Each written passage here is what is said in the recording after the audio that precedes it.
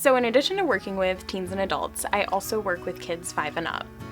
And when I'm working with kids who are that young, it's really important that I work closely with their parents so I can make sure that their kid is getting the most benefit from treatment.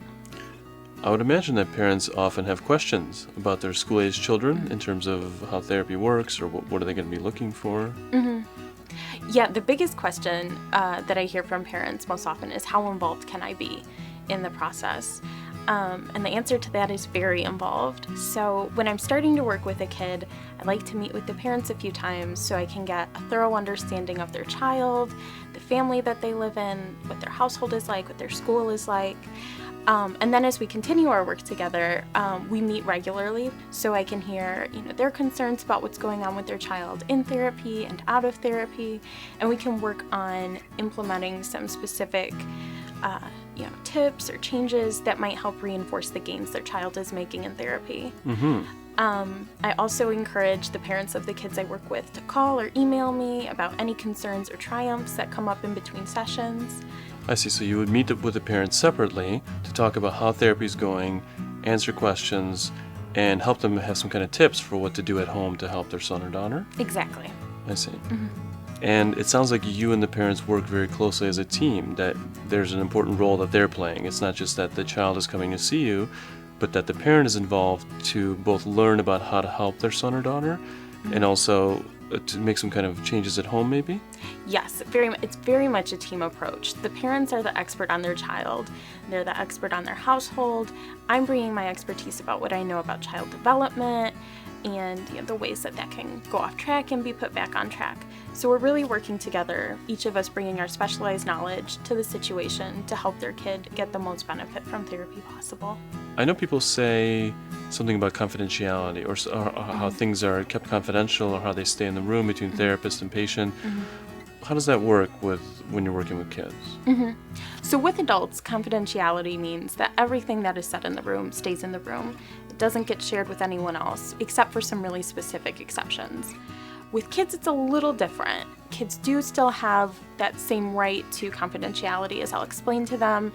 What we talk about, the details of it, stays between us, unless you tell me that someone's hurting you, or you're going to hurt yourself or someone else. Then I have to tell your parents, teachers, maybe even the police, just to help keep you safe.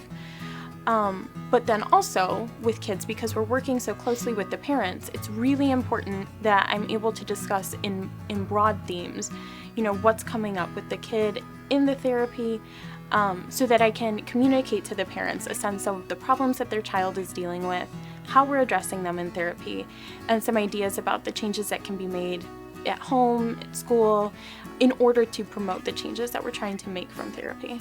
Sure, because it sounds like parents, they're coming to you because they don't understand why their child is struggling, right? So you can use the things you learn from the child to help inform the parents. Am I understanding you correctly? Yes. So while I won't go into details and say, specifically, give them a rundown of every interaction we have in the session, I will tell them in broader terms, the general things that are coming up that indicate to me what the problems are and how we're addressing them. And then probably that can inform what the parents can do at home or outside of the therapy room so that they're more knowledgeable about their son or daughter? Very much so. Yes, if parents don't know what they're dealing with, it's very hard to implement those changes that would really help their kid and their family. I think kids that I work with and the parents, the kids will often say, all we do is play when I see my therapist. How would you describe it from the therapist's perspective? I do hear that a lot. I do hear from parents, my kid says all they do with you is play. What are you doing? Play is the primary language that kids communicate in. Kids don't have the language that adults do to come in and say, this is my problem, and here's how I feel about it, and here's why. They express this through play. Play is a really non-threatening, indirect way for kids to work out and express the big issues that they're dealing with that are too scary or threatening to put into words. So what we do in the play is first we're establishing a secure relationship where they get to know I'm a person that they can trust, I'm a person who's trying to understand them, and I'm a person who really wants to engage with them in their level. So early on, the play is very much about building that strong relationship where they feel safe and secure and like I'm a person that they can trust with those big worries and fears. as we move forward in the treatment, the play really takes on a deeper role, where in the play they're really expressing the things that they're really scared about, the things they're dealing with, the ways they experience the world. And as we're playing together, we come up with ways of putting that into words and different ways that they can cope with those issues in a way that's, more healthy and adaptive and really frees them up to be kids, to play and learn and grow. And I often notice that kids, sometimes they'll be kind of aggressive with their toys. I mean, I often work with boys, maybe it's a little bit different with girls, but do you think it's probably because it's maybe easier for them to express some of their aggression or frustration with toys rather than real people? It seems maybe a little bit more easy to deal with that way? I think very much so, and I think what can be challenging sometimes about therapy is there's a way that we teach our kids how to act in society. Don't throw your toys, don't call people names, don't scream.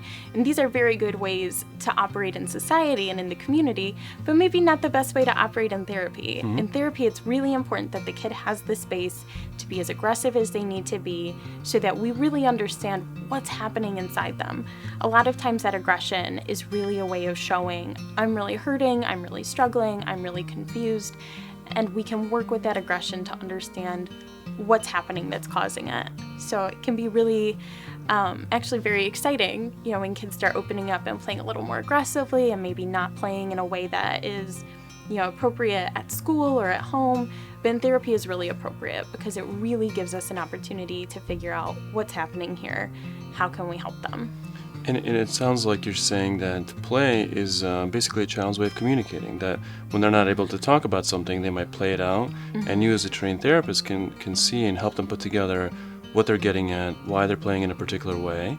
Then you help them get the words for it, and then they could problem solve more effectively with their family or at school, stuff like that? Exactly. So the play is really important because not only does it give us this opportunity to understand what's going on with them and give them more options for coping in a way that's more effective and feels better, it also gives me information that I can take back to the parents, and I can say, this is what I'm seeing in your kid, this is what I think the issue might be, here's how we can address it, here are some changes that we can make at home or at school, so that we can reinforce, those coping skills that your child is working on in therapy.